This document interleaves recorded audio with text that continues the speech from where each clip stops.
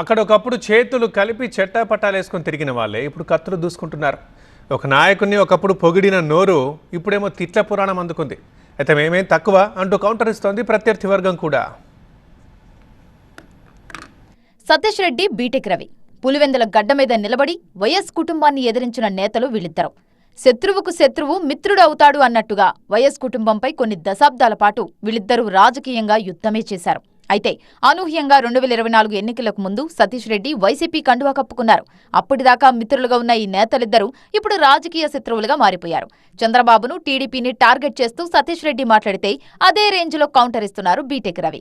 టీడీపీలో ఉన్నప్పుడు చంద్రబాబును దేవుడితో పోల్చి ఇప్పుడు దెయ్యమని అంటున్నారు.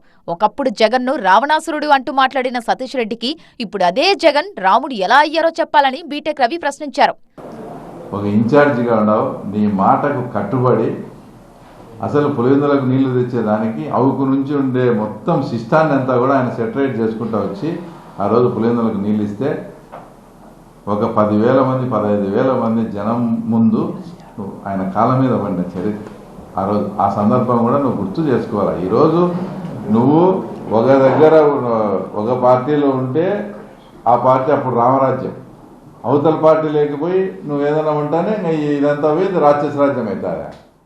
నందమూరి బాలకృష్ణ ఇంట్లో జరిగిన ఓ సంఘటన కూడా వీళ్ళిద్దరి మధ్య ప్రస్తావనకు వచ్చింది. గతంలో సతీష్ రెడ్డిపై కేసు పెట్టిన వైఎస్ఆర్ ను ఇప్పుడు పొగడటం హాస్యాస్పదంగా ఉందన్నారు బీటెక్ రవి. అంటే మాకు అది నిజంగా అర్థం కాలేదు. నువ్వు చెప్పే రాజశేఖర రెడ్డి గారు ఆ రకంగా నువ్వు పొగుడుతా ఉంటే అసలు నువ్వు ఈరోజు మా తెలుగుదేశం పార్టీ కూడా క్లారిటీ ఇవ్వాలి. ఆ రోజు నిజంగా నువ్వే ఏమన్నా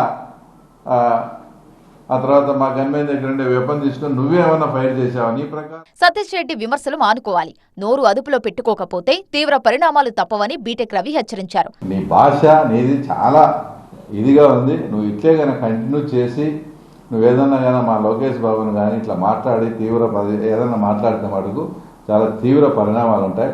మొత్తంగా పాత మిత్రుల మధ్య కొత్త వైరం మొదలైంది.